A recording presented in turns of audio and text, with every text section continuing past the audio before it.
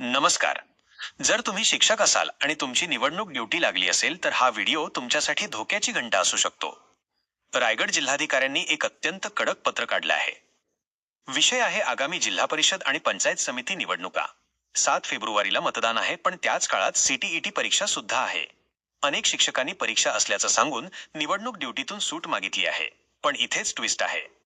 प्रशासनाला अशी माहिती मिळाली आहे की काही शिक्षक आधीच सीटीईटी उत्तीर्ण आहेत, तरीही केवळ निवडणूक ड्युटी टाळण्यासाठी त्यांनी पुन्हा परीक्षेचा फॉर्म भरला आहे. प्रशासनाने आता अशा शिक्षकांची कुंडली काढायला सुरुवात केली आहे. सावधान. जर एखादा शिक्षक केवळ ड्युटी चुकवण्यासाठी असं करत असल्याचं आढळलं तर त्यांच्यावर निवडणूक कायद्यानुसार थेट फौजदारी कारवाई, क्रिमिनल केस केली जाईल, असा स्पष्ट इशारा उपजिल्हाधिकाऱ्यांनी दिला आहे. त्यामुळे शिक्षकांना ड्युटी टाळण्यासाठी चुकीचा मार्ग अवलंबणे महागात पडू शकतं. ही माहिती तुमच्या शिक्षक मित्रमैत्रिणींपर्यंत नक्की शेअर करा. धन्यवाद.